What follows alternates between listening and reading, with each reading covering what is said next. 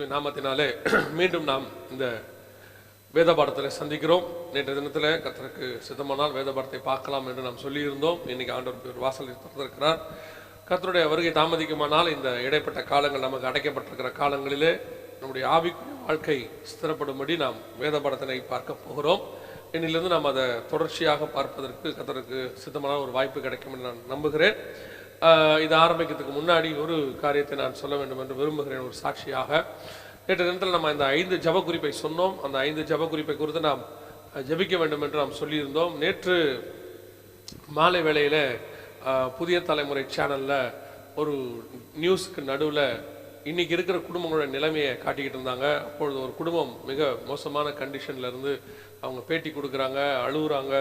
அந்த பிள்ளை சொல்லுது, சாப்பிட எங்களுக்கு ஒரு வழி இல்லைன்ட்டு. அந்த தாய் சொல்லும் போது வார்த்தை சொன்னாங்க, இதுக்கப்புறம் நாங்கள் உயிரோட எப்படி இருக்க போகிறோம்னு தெரியல, நாங்களாம் எப்படியும் சாகர் தான் அப்படின்னு சொல்லி அந்த வார்த்தையை சொன்னபோது உள்ளம் மிகவும் உடைந்தது. நாம் ஆண்டவர் அதுக்காக தான் ஜெபம் பண்ண சொல்லியிருக்கிறாரு. தயவு செய்து இந்த காரியங்களுக்காக ஜெபம் பண்ணுங்க. சில தளர்வுகள் நான் நினைக்கிறேன் இந்த ஜெபத்தினுடைய விளைவாக சில தளர்வுகளை கர்த்தர் நமக்கு தந்திருக்கிறார். அதாவது வேலை பார்க்கலாம் அப்படின்னு சொல்லி இன்னும் முழுவதுமாக இந்த தளர்வுகள் எல்லாருமே வேலை பார்க்க தொடங்கணும். அப்போதான் இந்த நிலைமை சீராகும். பொருளாதாரம் சீரானதான் மக்கள் நிலைமை சீராகும். ஜெபம் பண்ணுங்க.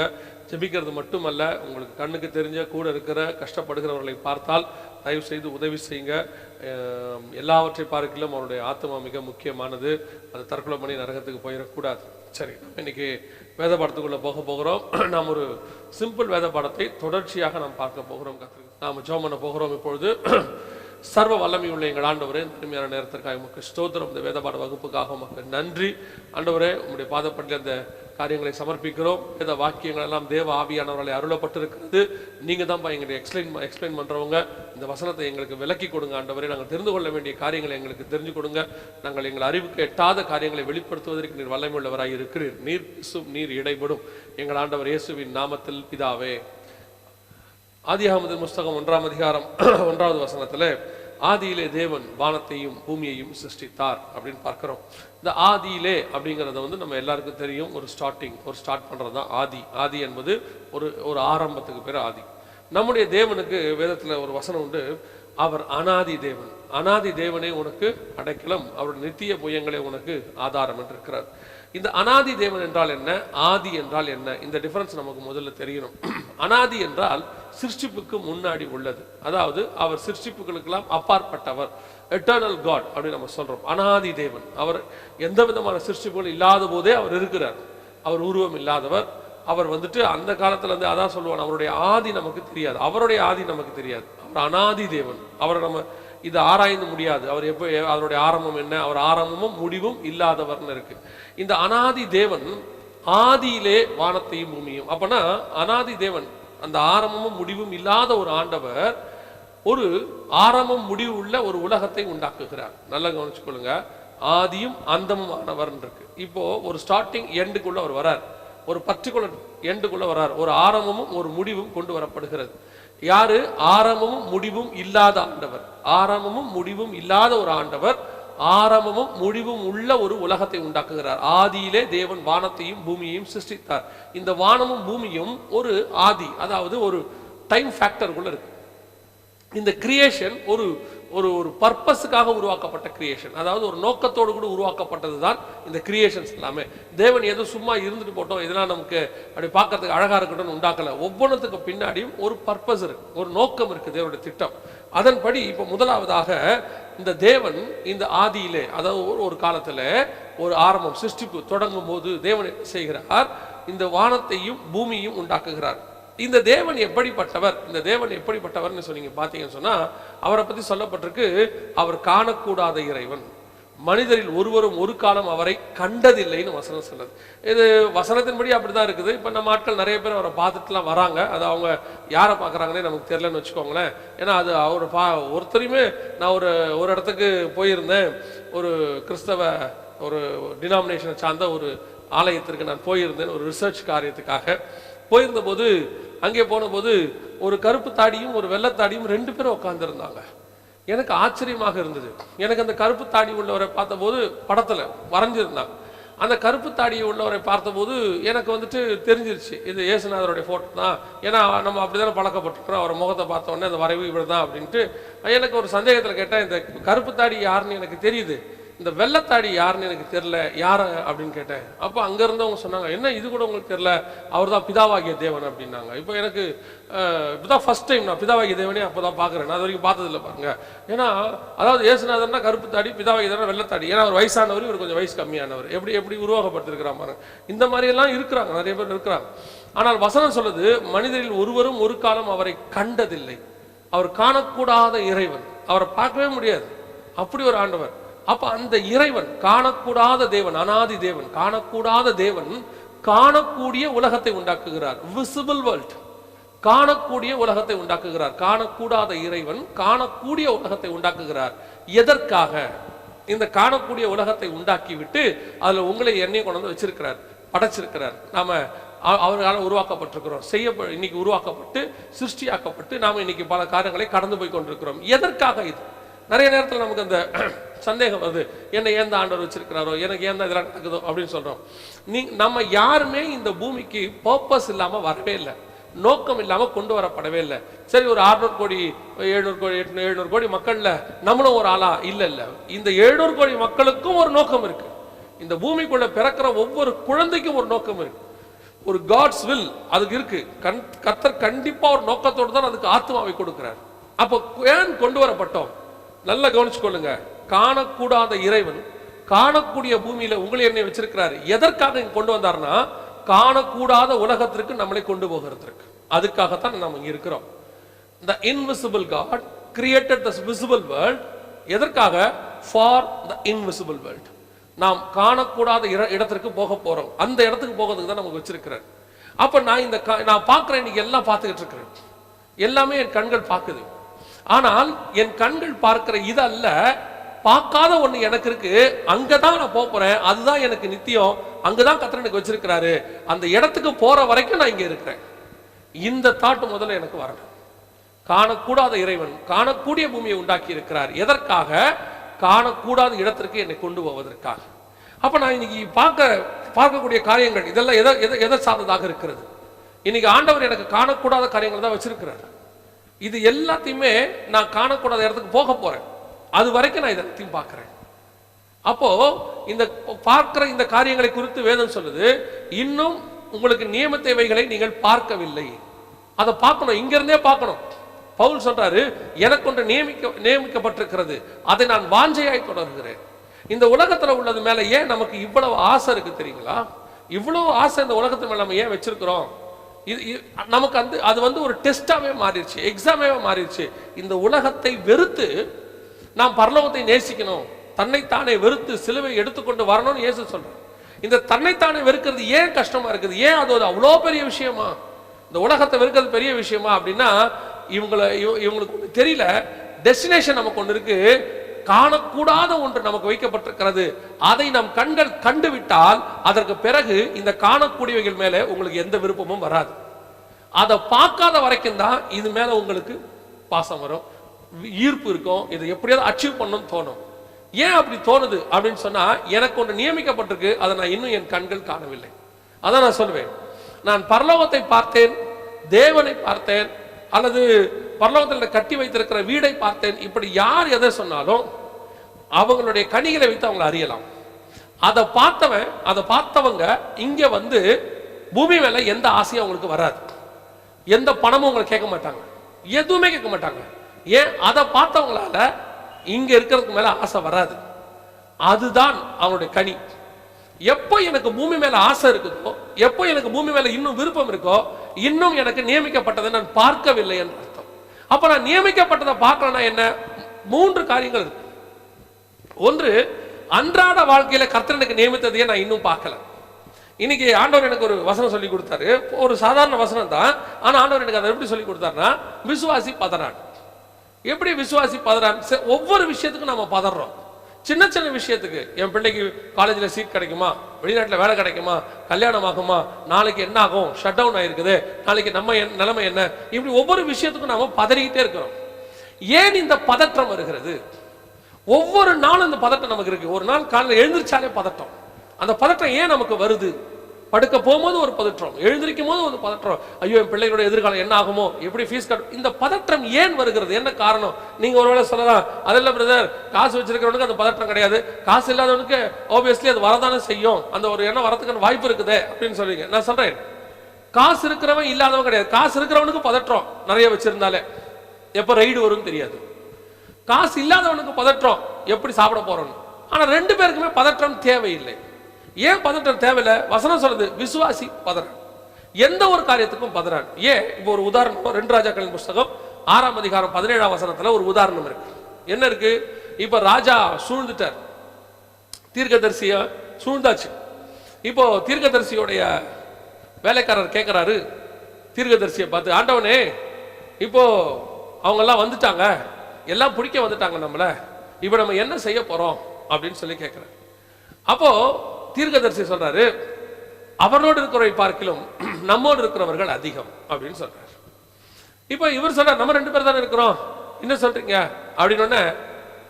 அவருடைய கண்கள் பார்க்கறத அந்த தீர்க்கதரிசியோடைய அசிஸ்டன்ட்டும் பார்க்கணும்னு ஆண்டவர் சொல்றார், தீர்க்கதரிசி சொல்றார். சொன்ன உடனே அவன் கண்கள் திறக்கப்பட்டது, பார்த்தா வானத்துல அக்னி ரதம் சேனை நிக்குது.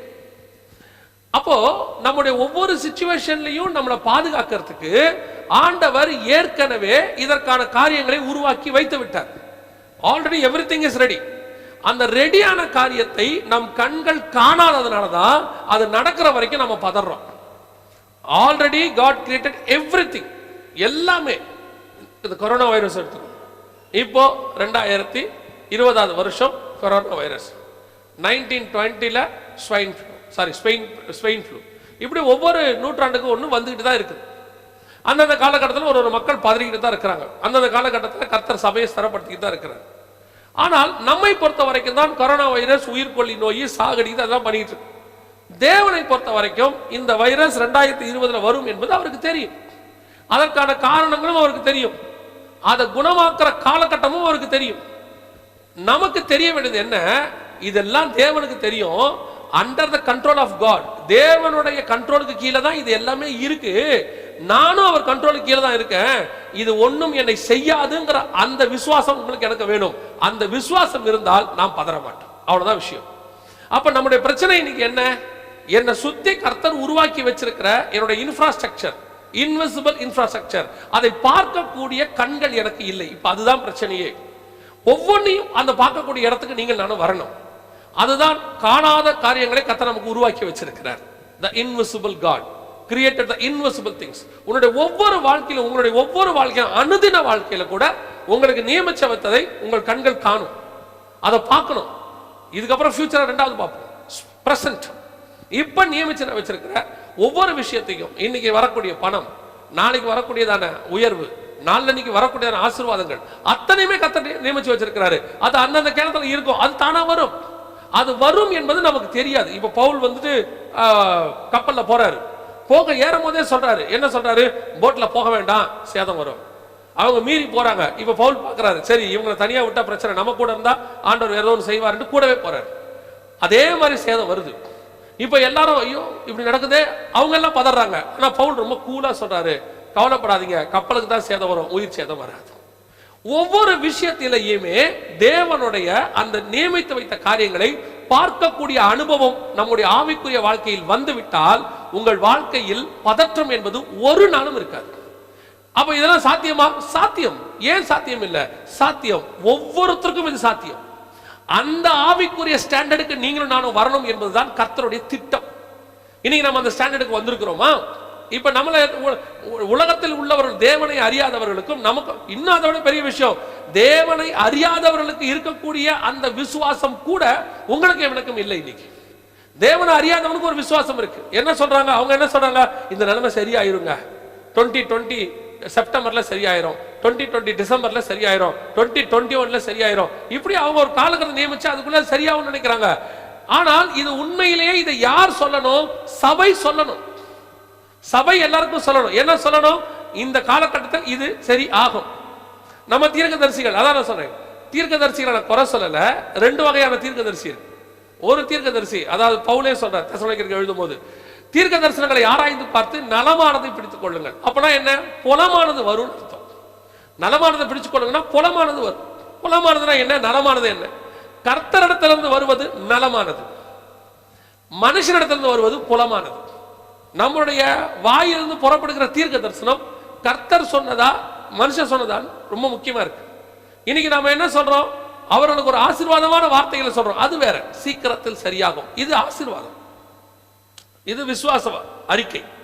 சீக்கிரத்தில் இந்த வியாதி சுகமாகும், இதை தீர்க்க தரிசனமா சொல்லக்கூடாது. எப்படி சொல்றாங்க, கர்த்தர் சொல்லுகிறார் இது சீக்கிரத்தில் சுகமாகும், அப்படி சொல்ல மாட்டார் கர்த்தர். கர்த்தர் என்ன சொல்வாரு, இப்போ இந்த காலகட்டத்தில் அன்றைய தினமே 400 வருஷம் முடியும் போது அவர்கள் புறப்படுவார்கள், பின் பாயிண்டா பேசுவாரு. அதுதான் கர்த்தர் பேசுறது. பொத்தாம் பொதுவா பேசுறது கர்த்தர் பேசுறது கிடையாது.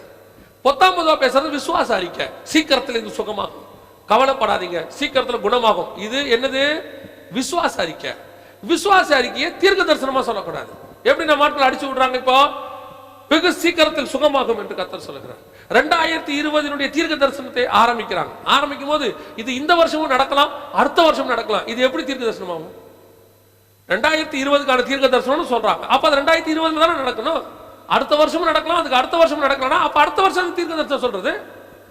அப்போ நல்லா தெரிஞ்சுக்கொள்ளுங்க, இந்த தீர்க்கதரிசிகள் கடைசி காலத்துல எப்படிப்பட்டவங்களா இருக்கணும், இருக்காங்க, நிறைய தீர்க்கதரிசிகள் இருக்கிறாங்க. எப்படிப்பட்டவங்களா இருக்கணும், இந்த காலத்துல இந்த இடத்துல இது சுகமாகணும் அப்படி சொல்லணும். இந்த வைரஸ் இத்தனாம் தேதி இந்திய தேசத்தை விட்டு வெளியே போகணும், அப்படிப்பட்ட தீர்க்கதரிசிகள். உடனே நான் மாட்டேன், ஏன் இவர் சொல்றதும்பா, நான் தீர்க்கதரிசி இல்லையே. உடனே அடுத்த வார்த்தை, இப்ப எல்லாருமே வசனத்துல நான் ஏதாவது சொன்னா ஏற்றுக்கொள்ளுகிறவர் ஒரு கூட்டம் இருக்கு, இன்னொரு கூட்டம் உடனே அதுக்கு ஏதாவது ஒன்று எதிர்ப்பு சொல்லிடணும். ஏன்னா நம்ம வசனத்தை சொல்லிட்டோம் பாருங்களேன், அது எரேமியா காலத்துல இருந்து அப்படித்தான் இருக்கணும். வசனத்துல நம்ம ஏதாவது சொல்லிட்டோம்னா உடனே உங்களுக்கு கோபம் வந்துடும், உடனே பிடிச்சி அடிக்கிறது. இப்போ அடிக்க முடியாது பாருங்க, அதனால போன்ல கமெண்ட்ல அடிக்கிறது, ஏதாவது சொல்றது. ஏன் இவர் பண்ண வேண்டியதானே, எனக்கு தீர்க்க தரிசன வரம் தான் நாம செய்ய போறோம். எங்களுடைய வரம் அறிவை போதிக்கும் வசனம், ஞானத்தை உணர்த்தும், இதுதான் எங்களுக்கு இருக்கு, நாங்க அதான் செய்ய முடியும். தீர்க்கதரிசிகள் இருக்கிறார்கள், திருப்பி சொல்றேன், தீர்க்கதரிசிகள் இருக்கிறார்கள். அவர்கள் அந்த பின் பாயிண்ட்ல கண்டிப்பாக ஒரு நாள் சொல்வார்கள், நான் விசுவாசிக்கிறேன். ஆண்டவரே அப்படிப்பட்ட தீர்க்கதரிசிகள் எழுப்பும் தான் நான் நிச்சயம் பண்றேன். அப்போ எனக்கு ஒன்று நியமிக்கப்பட்டதை நான் கரெக்டா பார்க்கணும், என் கண்கள் பார்க்கணும், ஒவ்வொரு விசுவாசியும் பார்க்கணும். நல்லா தெரிஞ்சுக்கொள்ளுங்க, கர்த்தர் நமக்கு நியமிச்சு வச்சிருக்கிறார். ஒவ்வொரு நாளைக்கு ஒரு நாளைக்கும் பதற்றப்படாதீங்க. இந்த நாள் எப்படி நடக்குமோ, இது என்னவாய் முடியுமோ. அப்போ ஒரு சிலர் சொல்லுவாங்க, நாளைக்கு காலையில அரிசி இல்லை, எப்படி நான் பதறாம இருக்க முடியும், காலையில் எழுந்திருச்சா எப்படி அரிசி வரும்? வரும் வரும், கண்டிப்பாக வரும், எங்கிருந்தாவது வரும். அந்த சூழ்நிலைகளை நானும் கடந்து போயிருக்கிறேன், அதை அனுபவித்ததுனால நான் உங்களுக்கு சொல்லுகிறேன். எத்தனையோ சூழ்நிலைகளை நான் அனுபவித்து போயிருக்கிறேன். என் கூட இந்த உடன் ஊழியர்களுக்கு தெரியும், சில வருஷங்களுக்கு முன்பாக 2-3 வருஷத்துக்கு முன்னாடி நான் சொல்றேன், 2016-17 சொல்றேன், மிக கடினமான சூழ்நிலை, கையில சுத்தமா காசு கிடையாது, என்ன நிலைமைன்னு தெரியாது. வீட்டை விட்டு ஊழியத்துக்கு புறப்படுறேன், கர்த்தர் அறிவார் நான் சொல்றேன், வீட்டை ஊழியத்துக்கு புறப்படுறேன், வெறும் 45 ரூபாய் என் கையில இருந்துச்சு. கன்னியாகுமரிக்கு ஊழியத்துக்கு போகணும், 45 ரூபாய் என் கையில இருந்துச்சு. அந்த ஒரு மாசத்துக்கு மட்டுமே வீட்டு வாடகை எல்லாம் சேர்த்து பல 1000 ரூபாய் தேவை. என்ன செய்யறதுன்னு எனக்கு தெரியாது. ஆனா புறப்படும் போது வீட்டில் சொன்னேன், கர்த்தர் பார்த்துக் கொள்வார்னு சொல்லிட்டு நானும் உடன் ஊழியரும் கிளம்பி ஊழியத்துக்கு போயிட்டேன். போய் ஒரு காரியம் மாத்திரம் ஆவியானவர் சொன்னாரு, ஒரு நாளும் நான் உன்னை கைவிடுகிறது இல்லை. நேர ஊழியத்துக்கு போனோம், 2 நாள் ஊழியம் முடிஞ்சது. 3ஆவது நாள் முடியும் போது அந்த ஊழியம் நடத்தினதான தம்பி ஒரு இளம் ஊழியர், அவரால் பெரும்பாலும் ஆஃபரிங் கொடுக்க முடியாது, எனக்கு தெரியும், தெரிஞ்சுதான் அங்கே போகிறோம். ஏன்னா அவர் ரொம்ப பிரயாசப்படுவார், ஆனால் அவரால் ஆஃபரிங் விஷயத்தில் ரொம்ப முடியாது. அதனால அவர் ரொம்ப அன்பாக நடத்தக்கூடிய ஒரு தம்பி, எனக்கு தெரியும் அவரால் இவ்வளோதான் முடியும்னு சொல்லி. அப்போ எனக்கு அதை விட 10 மடங்கு தேவை. என்ன யோசிச்சுக்கிட்டே போகிறேன், ஆண்டவரே இது என்ன நடக்க போதோ, திரும்பி வரும்போது நான் வாடகையெல்லாம் கட்டணும், என்னப்பா செய்ய போகிறேன் எனக்கு தெரியாது, ஆனால் ஒன்று நீங்கள் எனக்கு செய்வீங்கன்னு எனக்கு தெரியும். போகிறோம், அந்த 2 நாள் ஊழியங்கள் முடிஞ்சிச்சு. 3ஆவது நாள் ஊழியம் நடக்குது. நடக்கும்போது ஆரம்பித்தது, ஒரு வயதான தாயார் வந்து சொன்னாங்க, நான் இந்த வழியா வண்டியில் போயிட்டு இருந்தேன், என் மகனோடு கூட நான் கொஞ்சம் பணம் எடுத்து வைத்திருந்தேன், என்னுடைய சம்பளத்திலிருந்து கொஞ்சம் பணத்தை நான் சேமித்து கொண்டே வந்தேன், ஏதாவது ஊழியங்களுக்கு கொடுக்கலான்னு சொல்லி. நான் இந்த பக்கம் போகும்போது ஆண்டவர் சொன்னாரு, அந்த பிரசங்கம் பண்ணிக்கிட்டு போய் அந்த பணத்தை கொடுன்னு சொல்லி, நான் போய் வீட்டில் அந்த பணத்தை எடுத்துட்டு வந்தேன்னு சொல்லி ஏறக்குறைய 35,000 ரூபாய் கையில் கொண்டு கொடுத்தாங்க.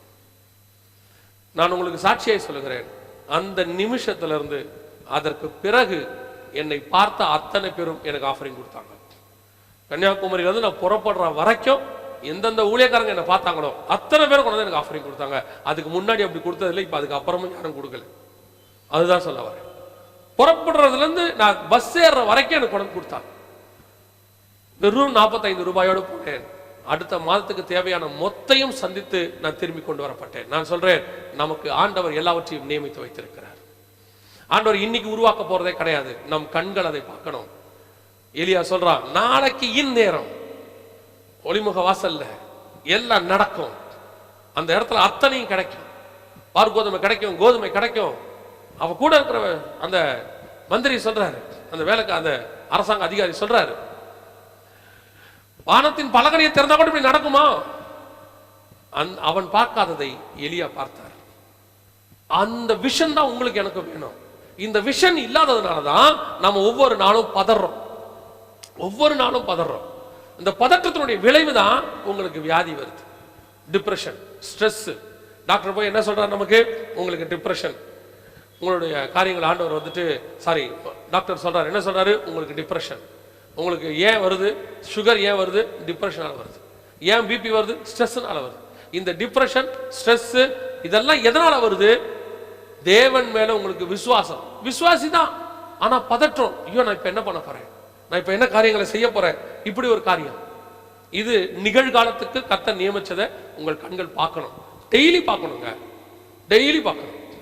எந்த ஒரு காரியமோ பர்ஸ் 0 ஆகுதா, ஐயோ என் பர்ஸ் 0 ஆயிடுச்சுன்னு சொல்லக்கூடாது, கர்த்தர் நிரப்புற நேரம் வந்துருச்சுன்னு சொல்லணும். இதுதான் விசுவாசம். அப்படி சொல்லி பாருங்க, கர்த்தர் நிரப்புவார். எனக்கு ஒரு ஆரம்பத்தில் ஒரு கதை சொல்லி கொடுத்தாங்க. அது நடந்த சம்பவமா கதையான்னு தெரியாது. அந்த பார்க்குற வியூ சொல்றேன். ஒரு மனுஷனை கொண்டு போய் ஒரு தீவில் கொண்டு போய் விட்டாங்களாம். விட்டுட்டு அங்கே அது செருப்பு விற்கிற கம்பெனி, நம்ம ஒரு ஷூ கம்பெனி மாதிரி. முதல்ல கொண்டு போய் ஒரு மனுஷனை விட்டாங்களாம், நீங்கள் அங்கே போய் ஷூ சேல்ஸ் பண்ணுங்க. இப்போ அந்த மனுஷன் சொன்னா, இங்கே யாருக்குமே ஷூ போடுற பழக்கமே இல்லை சார், இவங்களுடைய பரம்பரை, இவங்களோட பல காலங்களாக ஷூ இல்லாமல் பழக்கப்பட்டவங்க, இவங்க ஷூ போட மாட்டாங்க. அடுத்த ஒருத்தரை கொண்டு போய் விட்டாங்க, அவரும் அதே ரிப்போர்ட், சார் இவங்ககிட்ட ஷூ போடுற பழக்கம் இல்லை சார் இவங்களை. மூணாவது ஒரு நபரை கொண்டு போய் விட்டாங்களாம். அந்த நபர் அங்கிருந்து சொன்னாராம், சார் உடனடியாக ஒரு 10,000 ஜோடி ஷூஸ் அனுப்புங்க, பல வெரைட்டிஸ்ல. ஏன் அப்படின்னு கேட்டாங்களா, இங்க யாருக்குமே ஷூ போடுற பழக்கம் இல்லை சார், அந்த பழக்கத்தை நம்ம ஏற்படுத்தினா எல்லாரும் ஷூ போடுவாங்க. ஒரே விஷயம்தான், பார்க்குற ஆங்கிள். உங்க பர்ஸ் காலியா இருக்குதா, பர்ஸ் காலின்னு பார்க்காதீங்க, கர்த்தர் நிரப்புற நேரம் வந்துருச்சுன்னு பாருங்க. உங்க வாழ்க்கையில வந்து தோல்வி வருதா, ஐயோ நான் முடிகிற நேரம்னு சொல்லாதீங்க, கர்த்தர் என்னை உயர்த்துகிற நேரம் வந்துருச்சுன்னு சொல்லுங்க. அதுதான் நான் சொல்றேன், இந்த விசுவாச அறிக்கை. ஏன் தெரியுமா? இது வெறும் விசுவாச அறிக்கை இல்ல, அங்கே உண்டு, அந்த இடத்துல ஆண்டவர் வச்சிருக்கிறாரு. எனக்கு ஆண்டவர் சொல்லி கொடுத்தா நான் சொல்றேன், there is no end in God's hand, only bend. எனக்கு ஆண்டவர் சொல்லி கொடுத்தது. ஆண்டவரோட வாழ்க்கையில முடிவுங்கிறது கிடையாது. கர்த்தர் நினைச்சாருன்னா உங்களை எந்த இடத்துல இருந்து பெண்ட் பண்ணி கூட்டிட்டு போயிடுவார். அவருக்கு ஒரு வழி வச்சுக்கிட்டே இருப்பார் ஆண்டவர். உங்களை முடிக்கிறதுக்காக கர்த்தர் கூட்டு வரல, உங்களை முடிவு பரியந்தம் நடத்துவதற்காக கர்த்தர் அழைத்து கொண்டு வந்திருக்கிறார். இந்த எண்ணம் இருக்கணும். இப்ப என்ன பண்ண போறேன், நாளைக்கு என்ன பண்ண போறேன், இப்ப வந்துட்டு ஆளுங்களுக்கு சம்பளம் கொடுக்கணுமே, இப்ப இதுக்கு காசு வேணுமே, பிள்ளைக்கு ஃபீஸ் கட்டணுமே, இப்ப ஏப்ரல் மாசம் வந்துருச்சு, இப்ப ஃபீஸ் கட்ட சொல்லுவாங்களே, பதற்றமே அடையாதீங்க, அமைதியா. உங்களுக்கு உரியதை பரலோகம் கொண்டு வந்து உங்கள் கையிலே கொடுக்கும். நீங்க உழைக்காம இருந்து நீங்க சோம்பேறியா இருந்தாதான் தரித்திரம் ஆகும். இப்ப லாக்டவுன், நம்ம போக முடியாது. பரலோகத்துக்கு நல்லா தெரியும், விசுவாசிக்கிறவன் பதறான். தேவனை நோக்கி பார்ப்போம், கர்த்தர் நிச்சயம் ஆசீர்வதிப்பார். உங்கள் நிகழ்காலத்திற்கு கர்த்தர் நியமிச்சு வச்சதை, ஒவ்வொரு நாளும் வச்சதை உங்கள் கண்கள் காணும். ரெண்டாவது, அடுத்து நமக்கு இருக்கிற ஒரு பெரிய பயம் எதிர்கால பயம், ஃபியூச்சர். எதிர்காலத்தில் என்ன ஆகும்? இன்னைக்கு எனக்கு தெரிஞ்சு இந்த eastern countries, India, Pakistan, Sri Lanka, Malaysia, இந்த மாதிரி மக்கள் அதிகப்படியானவங்க வியாதியில போறதுக்கு அல்லது அவங்க துக்கப்படுறதுக்கு இல்ல அவங்க வாழ்நாள் அவங்க செலவு பண்றதுக்கு எதுக்காகனா ஃபியூச்சருக்காக தான். வெஸ்டர்ன் கண்ட்ரிஸ் மக்களுக்கு அந்த எண்ணம் ரொம்ப கம்மி. அமெரிக்காவோ அல்லது வெஸ்டர்ன் கண்ட்ரிஸ்ல இருக்க மக்களுக்கு வந்து ஃபியூச்சரை பத்தின எண்ணமே அவங்களுக்கு கிடையாது. அதுக்கு பல ரீசன்ஸ் இருக்கு. கவர்மெண்ட் அப்படி பார்த்துக்குது, அவங்களோட பேசிக்காவே அவங்க தாட்ல அப்படி ஒண்ணு கிடையாது. முடிவு பரியந்தம் வந்து நம்ம அந்தந்த நாளைக்குரியது இருந்தா போதும் அப்படிங்கிற எண்ணம் அவங்களுக்கு. இந்த ஈஸ்டர்ன் சைட்ல தான் பையனுக்கு, பேரனுக்கு, பேத்திக்கு, கொள்ளு பேரனுக்கு, கொள்ளு பேத்திக்கு 7ஆம் தலைமுறை வரைக்கும் தேவையானதெல்லாம் இப்பயே சேர்க்கணும்னு அடிச்சு பிடிப்பாங்க. இவங்களும் சாப்பிட மாட்டாங்க. இவங்களும் சாப்பிடாம கொள்ளாம அப்படியே பிள்ளைக்கு 50 சவரன் போட்டு பொண்ணுக்கு அனுப்பணும். இப்போ பொண்ணு போய் என்ன பண்ணும், அதுவும் சாப்பிடாம கொள்ளாம எங்க அம்மா எனக்கு 50 சவரன் போட்டாங்க, என் பிள்ளைக்கு நான் 75 சவரனாவது போடணும். அந்த பிள்ளை என்ன பண்ண போது அதுவும் சாப்பிடாம கொள்ளாம அப்படியே வைத்த வாயை கட்டி அது 100 சவரன். ஆனா இந்த சவரன் அப்படியே தான் இருக்கும். கேட்டா சொல்லுவாங்க ஆத்திர அவசரத்துக்கு உதவும். ஆத்திர அவசரத்துக்கு உதவுறதுக்கு தான் ஆண்டவர் இருக்கிறார். ஆபத்து காலத்தில் என்னை நோக்கி கூப்பிடு, நான் உனக்கு மறு உத்தரவு அருளுவேன். ஆத்திர அவசரத்துக்கு தங்கம் உதவாது. இப்ப ஆத்திர அவசரம் தான், எந்த தங்கம் உதவும்? எந்த கடையில போய் வைப்பீங்க? ஆத்திர அவசரத்துக்கு தங்கம் எதுவும் ஆத்திர அவசரத்துக்கு ஆண்டவர் தான் உதவுவார். பல நேரங்கள்ல நம்ம அதை புரிஞ்சுக்க மாட்டேங்கிறோம். ஏன்னா ஃபியூச்சர் பயம். ஆனா யோவான் எழுதின சுவிசேஷம் 16ஆம் அதிகாரம் 13வது வசனத்துல வேதம் தெளிவா சொல்லுது, வரும் காரியங்களை குறித்து அவர் உங்களுக்கு போதிப்பார். அபவுட் த ஃபியூச்சர், எதிர்காலத்தை பற்றினதான காரியங்களை ஆவியானவர் நமக்கு தெரியப்படுத்துவார். இதை நம் கண்கள் பார்க்கணும். ஃபியூச்சர், இந்த ஃபியூச்சரை பார்க்கிற எண்ணம் வந்துருச்சுனாலே பிரசன்ட்ல உங்களுக்கு எந்த பயமும் இருக்கு. ஃபியூச்சர் தெரியாதனால பார்க்காததுனால தான் இந்த பிரசன்ட்ல நம்ம பயங்கரமா வேதனைப்படுறோம். இப்ப ஆபிரகாம் எடுத்துக்கோங்க, அவருக்கு எல்லாம் ஓகே, எல்லாம் ஓகே, எல்லாம் அச்சீவ் பண்ணிட்டாரு, கானான் தேசத்துக்கு வந்துட்டார். அவருடைய ஆஸ்தியை பூமி தாங்கக்கூடாததாக இருந்தது. பேரப்பிள்ளை வரைக்கும் பார்த்துட்டார். பையனை பாப்பமான்னு ஆசைப்பட்ட ஆபிரகாம் பேரப்பிள்ளையும் பார்த்துட்டாரு. யாக்கோபுக்கு 15 வயசு ஆபிரகாம் சாகும் போது. ஏன்னா ஆபிரகாமுடைய 100வது வயசுல ஈசாக்கு 140 வயசுல ஈசாக்கு கல்யாணம் ஆகுது. அதாவது ஆபிரகாமுடைய 140 வயசுல ஈசாக்கு கல்யாணம் ஆகுது. 20 வருஷம் கழிச்சு தான் குழந்தை பிறக்குது ஈசாக்குக்கு. அப்போ ஆபிரகாமுக்கு 160 வயசு. ஆபிரகாம் சாகும் போது 175 வயசு. அப்ப யாக்கோபுக்கு ஒரு 15 வயசு. ஏறக்குறைய பேரப்பிள்ளை வரைக்கும் பார்த்துட்டார். அப்படி இருக்கும்போது இதெல்லாம் வந்துட்ட பிறகு எபிரேயர் 11ல ஆபிரகாம் சொல்றாரு, அதை அல்ல அதிலும் மேன்மையான பரம தேசத்தையே நாடினார். அப்ப ஆபிரகாமுடைய ஃபியூச்சர் எதுன்னு அவருக்கு தெரியுது. அவரும் நம்மை போல ஒரு சராசரி மனுஷர் தான். நம்மை போல ஒரு சராசரி மனுஷன். ஆரம்பத்துல பணத்துக்காக ஓடுன்னு ஓடுறாரு. 15ஆம் அதிகாரம் வரைக்கும் பணத்துக்காக ஓடினார். பணம் இப்ப நிறைய வந்துருச்சு. 15ஆம் அதிகாரம் வரை பிள்ளை ஆசை, நான் பிள்ளை இல்லாம இருக்கிறேன்னு, எனக்கு என்ன பிள்ளை கிடைக்கும். 19ஆம் அதிகாரம் வரைக்கும் பிள்ளை கதை முடிஞ்சிருச்சு. இப்ப பிள்ளையும் வந்துருச்சு. அடுத்து லேண்டு, தேசத்தையும் சுதந்திரிச்சாச்சு. இப்ப எல்லாம் வந்த பிறகுதான் அவருக்கு தெரியுது, இல்ல நம்ம ஃபியூச்சர் வேற ஒண்ணு இருக்குது. அவர் இதெல்லாம் அச்சீவ் பண்றதுக்கு என்ன காரணம்? ஆவியானவர் அவருக்கு அந்த ஃபியூச்சரை பார்க்கறதான ஒரு தன்மையை கொடுத்தார். ஒவ்வொரு பரிசுத்தவான்களுக்கும் அதை தான் பார்த்தாங்க. நீங்க பைபிள் எடுத்துக்கோங்க, ஏனோக்கு என்ன சொல்றாரு, 1000 பரிசுத்தவான்கள் தேவன் பூமியை நியாயம் தீர்க்க வருகிறார், பார்க்கிறாரு. யோபு சொல்றாரு, என் மீட்பர் உயிரோடு கூட இருக்கிறார், அந்நிய கண்கள் இல்லை, என் சொந்த கண்களே அவரை காணும். அதை பார்க்கிறார். இந்த பார்க்கிற ஃபியூச்சரை பார்க்கிற ஒரு இடத்துக்கு ஸ்பிரிச்சுவல் லைஃப்ல நீங்களும் நானும் வரணும்.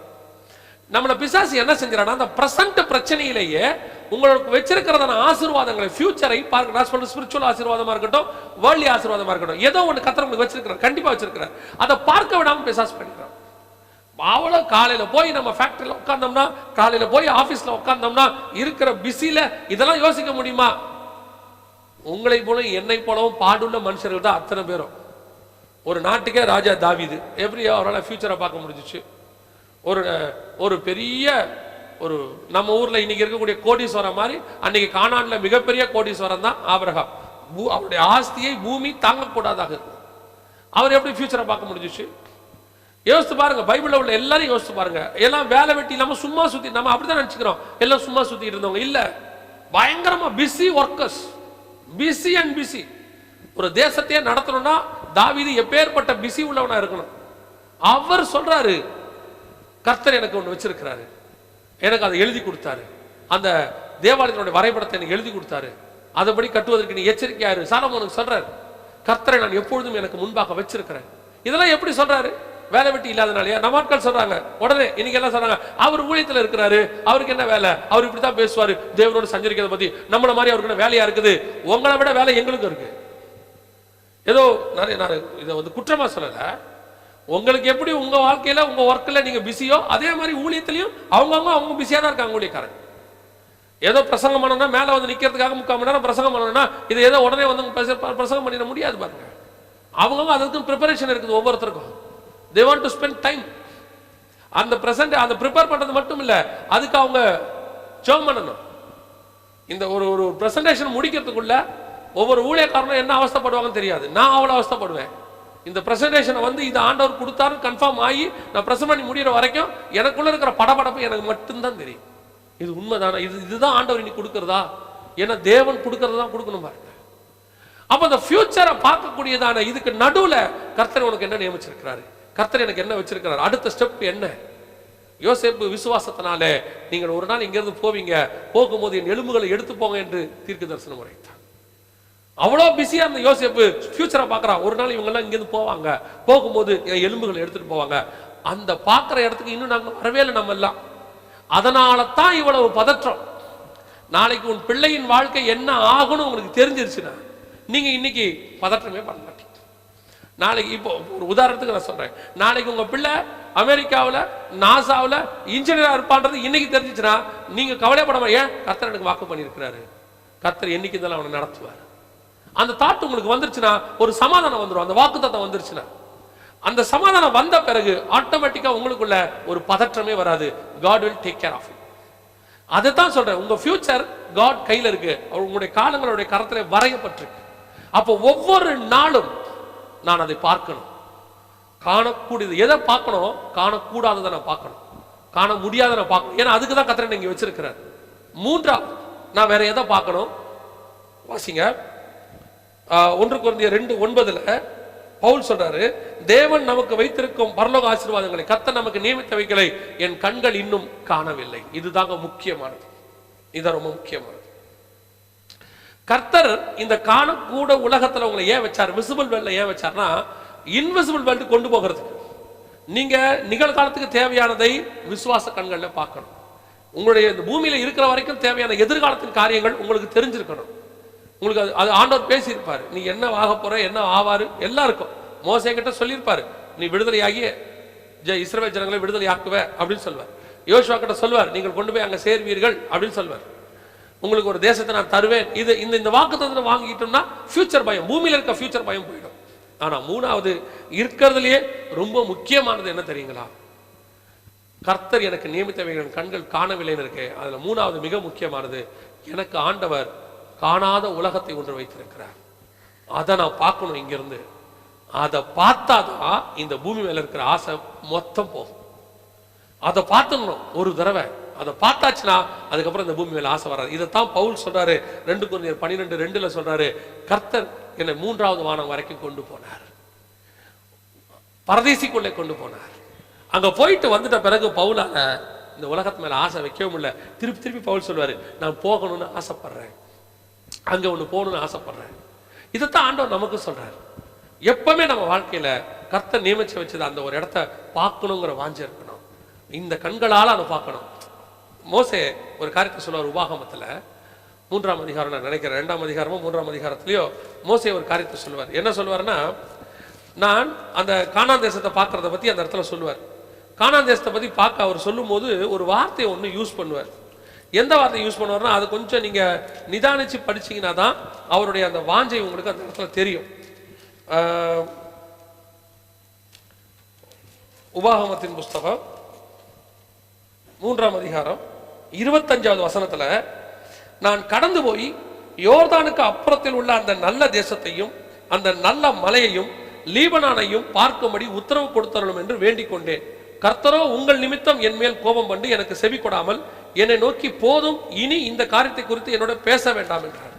நல்லா கவனிங்க, இந்த வார்த்தையை சொல்லும் போது அவர் ஒரு காரியத்தை சொல்றாரு. மோசே என்ன சொல்றாரு, நான் யோர்தானை கடந்து போய் அந்த நல்ல தேசத்தையும் லீபனானையும் அந்த நல்ல மலையையும் அப்படின்னு சிங்குலர்ல சொல்றாரு பாருங்க. அந்த வேர்டு நல்லா கவனிங்க, நல்ல மலையையும்.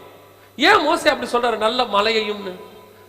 எருசலேமை சுற்றி பர்வதங்கள் இருக்குமா போல நிறைய மலை இருக்குது, நிறைய மலைகள் இருக்காங்க. ஆனா மோசே சொல்லும் போது அந்த நல்ல மலையையும். எந்த நல்ல மலை? மலையில எது நல்ல மலை? அவர் எந்த மலையை சொல்றாருன்னா, அவரும் கிறிஸ்துவும் உட்கார்ந்து பேச போகிற ஒரு மறுரூப மலை இருக்கு, அது அந்த தேசத்துக்குள்ள இருக்கு. அதை கடந்து போய் நான் உட்கார்ந்து கிறிஸ்துவோட பேச போறேனே, அந்த மலையை இப்பவே என் மாம்ச கண்கள்ல பார்க்கணும்னு அவர் ஆசைப்படுறாரு. இதுதான் காணக்கூடாததை பார்க்கிறது, அந்த நல்ல மலையையும். என்ன ஒரு வாஞ்ச வருங்க, இப்பவே நான் அதை பார்க்கணும். அதுதான் பவுலுக்கு இருந்த வாஞ்ச பரதேசியை பார்த்தது. இப்பவே நான் போய் அதை பார்க்கணும். அந்த மாதிரி ஆசை ஒவ்வொரு ஸ்பிரிச்சுவல் பர்சனுக்கும் வரணும், ஒவ்வொரு ஊழியக்காரனுக்கும் வரணும். இப்ப நான் பார்க்கணும், கர்த்தர் எனக்கு ஒன்று நியமிச்சு வச்சிருக்கிறார், அது என்னதுன்னு அந்த ஆசை உங்களுக்கு வந்துருச்சுன்னா, நான் அதான் திருப்பி நான் சொல்றேன், யாரையும் குற்றப்படுத்துறேன்னு நினைச்சுக்காதீங்க, திருப்பி சொல்றேன். அதை பார்த்துட்டு நான் ஒரு ஊழியக்காரங்க உடனே சொல்லுவாங்க, நாங்க அதை பார்த்தோம், அதைத்தான் வந்து சொல்றோம், அங்க வீடு கட்டுச்சு, தங்கத்துல வீடு. இல்லைங்க இல்லைங்க இல்லைங்க. அவங்க அதை பார்த்திருந்தாங்கன்னா இந்த பூமியில உங்களை வாயை திறந்து ஒரு வார்த்தை, ஒரு காசு, ஒரு பணம் கேட்கவே மாட்டாங்க. இந்த பூமிக்குரிய மேல அவங்களுக்கு ஆசை வரவே வராது. அதை விட முக்கியம், எப்போ போலான்னு ஒரு பரிதவிப்பு அவங்களுக்கு இருந்துகிட்டே இருக்கும். அதை பவுல் சொல்றாரு, நான் போகணும் என்று ஆசைப்படுகிறேன், ஆனா நான் இருந்தா உங்களுக்கு பிரயோஜனமா இருக்குமே, அதுக்காக நான் இருக்கிறேன். அந்த ஆசை வந்துடணும், அந்த ஆசை வந்துடணும். எப்ப அங்க போவோம், எப்ப அங்க போவோம், அந்த ஆசை எப்போ ஒரு ஊழியக்காரனுக்கு ஏற்படுகிறதோ அப்பதான் அவன் பரலோகத்தினுடைய பிரயாணத்தினுடைய ஃபர்ஸ்ட் பாயிண்ட்டுக்கு வந்திருக்கிறான்னு அர்த்தம். இன்னும் இந்த பூமி மேல, பிள்ளைகளுடைய எதிர்காலத்தின் மேல இன்னும் எனக்கு அதை செய்யணும், இதை செய்யணும். உங்களுக்கு விஷன் கொடுத்துருப்பாரு ஆண்டவர். திருப்பியும் சொல்றேன், அப்ப எனக்கு ஆண்டவர் ஒரு விஷன் கொடுத்தாரு, அதை நான் முடிக்க வேண்டாமா? கொடுத்த விஷன் கொடுத்ததுதான், அதுல எந்த மாற்று கருத்தும் இல்லை. ஆனா உங்க ஆத்மா அதை தான் வாஞ்சிக்கும். இது எனக்கு கொடுக்கப்பட்ட வேலை, இந்த வேலையை நான் செய்வேன். சரி, எனக்கு ஒரு விஷன் கொடுத்தாரு, நான் ஒரு சர்ச் கட்டுறேன், இல்லை எனக்கு நான் ஒரு ஏதோ ஒன்று கட்டுறேன், இல்லை ஏதோ ஒரு உண்டாக்குறேன், இதில் நான் நிரந்தரமா இருக்க போறேனா? இதுதான் என்னோட டெஸ்டினேஷனா? இங்கேயே நம்ம இருந்து இங்கே முடிவேனா? இல்லையே. எப்படி இருந்தாலும் நான் அங்க போவேன்ல, அதுதான், அது மேலதான் அந்த வாஞ்சை வரணும். அதை பார்க்கணுங்கிற ஆவல் இருக்கணும். காணக்கூடாதவைகளை, கர்த்தர் எனக்கு நியமித்தவைகளை நம் கண்கள் இன்னும் காணவில்லை, அதை ஆவியிலே கர்த்தர் நமக்கு வெளிப்படுத்துகிறான்னு வசனம் சொல்லுது. அந்த வசனம் சொல்றது 1 Corinthians 2:9, கர்த்தர் நமக்கு நியமித்தவைகளை கண்கள் இன்னும் காணவும் இல்லை, காதுகள் கேட்கவும் இல்லை, மனுஷனுடைய கற்பனையில் தோன்றவும் இல்லை. ஆனா ஆவியிலே கர்த்தர் அதை காட்டுவாரு, நம்ம போய் அதை பார்க்கணும். அதான் நான் யோவான் குறித்து ரொம்ப சந்தோஷப்படுவேன். எப்படின்னா, மோசே போய் ஆண்டவர்கிட்ட கேட்கிறாரு, ஆண்டவரே உங்களுடைய முகத்தை நான் பார்க்கணும், உங்களுடைய மகிமையை நான் பார்க்கணும். இப்ப கர்த்தர் சொல்றாரு, என்னை கண்ட ஒருவனும் உயிரோடு கூட இருக்க முடியாது, ஆனாலும் எவன் மேல் இரக்கமா இருக்க சித்தமேனோ அவன் மேல் இரக்கமா இருப்பேன், எவன் மேல் கிருபையா இருக்க சித்தமேனோ அவன் மேல் கிருபையா இருப்பேன். அதெல்லாம் இருக்கட்டும். ஆனால் அப்படி முகமுகமாய் பழகுகிற மோசேக்கு பார்க்க முடியல, பார்க்க முடியாதுன்னு சொன்ன தேவன் 4ஆம் அதிகாரம் வெளிப்படுத்தின விசேஷத்துல கர்த்தர் என்னை ஆவிக்குள்ளாக்கி பரலோகத்திற்கு கொண்டு போனார். அங்கே சிங்காசனத்திலே நீடித்த ஆயுசுள்ளவர் உட்கார்ந்திருந்தார். அவர் பார்க்கறதுக்கு வச்சிரக்கல்லை போடுவோம், அவர் சிங்காசனத்தை சுத்தி ஒரு வானவில் இருந்தது. இந்த தரிசனத்தை மோசே பார்க்க ஆசைப்பட்டதை யோவானுக்கு கர்த்தர் காட்டுறார் பாருங்க. என்ன ஒரு வாழ்க்கை பாருங்க, என்ன ஒரு இதை பார்க்கறதாங்க மேன்மை. இந்த இடத்துக்கு தான் ஒரு ஊழியக்காரனுக்கு ஆசை வரணும். ஒரு தடவையாவது ஆடி கார்ல ஏறிடணும், ஒரு தடவையாவது BMW வாங்கிடணும், ஒரு தடவையாவது ஆஸ்திரேலியாவுக்கு போய் ஊழியம் பண்ணிடணும், ஒரு தடவையாவது அமெரிக்கால போய் நான் பிரசங்கம் பண்ணணும். நீ அமெரிக்கால பிரசங்கம் பண்ணாலும் 6க்கு 3 பெட்டி தான், ஆஸ்திரேலியாவில் பிரசங்கம் பண்ணாலும் 6க்கு 3 பெட்டி தான். சார் அமெரிக்காவுக்கு போயிட்டு வந்திருக்காரு, 10க்கு 3 வைக்க மாட்டான். அதான் உண்மை. எது இந்த பூமியில பண்ணாலும் கதை முடிஞ்சு. ஆனா நம்முடைய ஆசை எதை பத்தி இருக்கணும் தெரியுங்களா? என்னுடைய ஆசை எனக்கு ஒன்று நியமிக்கப்பட்டிருக்கிறது, அதை நான் பார்க்க வேண்டும், அதை அடைய வேண்டும். அந்த ஆசை உங்களுக்கு வந்துருச்சுனாலே அதற்கு பிறகு இந்த பூமிக்குரிய எதையுமே பார்க்கிற எது மேலேயும் உங்களுக்கு ஆசை வராது, பார்க்க எது மேலேயும் உங்களுக்கு ஆசை வராது. அதுதான் உண்மை. ஏன் உங்களுக்கு இந்த பூமி மேல பார்க்கறத மேல உங்களுக்கு ஆசை வந்துகிட்டே இருக்குது? சிலர் சொல்றாங்க, அதான் யோவான் அழகா எழுதுறாரு, கண்களின் இச்சையும் ஜீவனத்தின் பெருமையும் மாம்சத்தின் இச்சையும் உலகத்தில் உண்டானவைகள். இது உலகத்துக்குரியது, கண்களின் இச்சை. அதை பார்க்கணும், இதை பார்க்கணும், வெனிஸ் நகரத்தை பார்க்கணும், பாரிஸை பார்க்கணும், ஒரு தடவையாவது எருசலேமை பார்த்துடணும், ஒரு தடவையாவது அதை பார்த்துடணும். இதெல்லாம் உலகத்தில் உண்டானவைகள். என்னைக்கு எனக்கு நியமிச்ச ஒண்ணு இருக்கு, கர்த்தர் வச்சிருக்கிறாரு, நான் அதை பார்க்கணுங்கிற ஆசை வருதோ அதுதான் ஆவியில் உண்டானது. காணக்கூடாத இறைவன் காணக்கூடிய உலகத்தில் நம்மை வைத்திருக்கிறார்.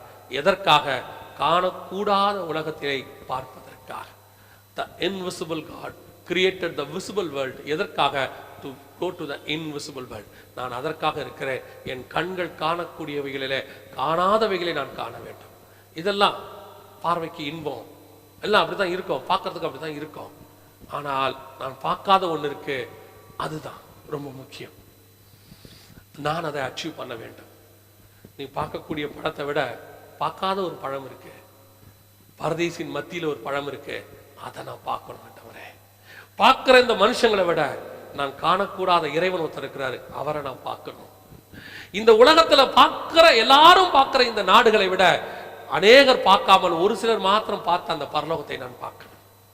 அங்கேயும் எனக்கு ஒன்று நியமிச்சு வச்சிருக்கிறாரு, அதை நான் அச்சீவ் பண்ணணும். இந்த ஆசை என்னைக்கு வருதோ அன்னைக்கு தான் ஆவிக்குரிய வாழ்க்கையோட ஸ்டார்டிங் பாயிண்ட்டுக்கு நம்ம வரோம்.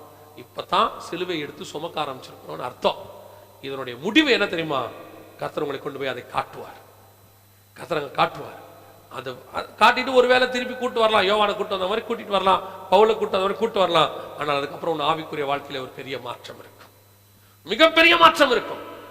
இந்த உலகம் உங்களுக்கு வெறுக்கும், இந்த உலகத்தில் உள்ளவைகள் வெறுக்கும், இந்த உலகத்தில் உள்ளது எதுவும் பார்க்கிற எதுவுமே பிடிக்காது. அந்த பார்க்காம ஒன்று பார்த்தனே, எப்போ அங்கே போவேன், எக்க அங்கே போவேன், அந்த ஆசை வந்துகிட்டே இருக்கும். அந்த ஆசை தான் நம்முடைய ஆவிக்குரிய வாழ்க்கையினுடைய மிக முக்கியமான காரியம். நம்ம சோமன போகிறோம். காணக்கூடாத இறைவன் காண்கிற உலகத்தை உண்டாக்கினார். ஆதியிலே தேவன் வானத்தையும் பூமியும் உண்டாக்கினார். காணக்கூடாத இறைவன் பார்க்கிற உலகத்தை உண்டாக்கினார். எதற்காக? காணக்கூடாத இடத்திற்கு போவதற்காக. இதோடைய தொடர்ச்சியை நம்ம நாளைக்கு கர்த்தருக்கு சித்தமானால் பார்க்க போகிறோம். நாம் எல்லாம் அப்படி கண்களை மூடி ஜெபம் பண்ண போகிறோம். சர்வ வல்லமை உள்ள எங்கள் ஆண்டவரே, இந்த அருமையான நேரத்திற்காக ஸ்தோத்திரம்.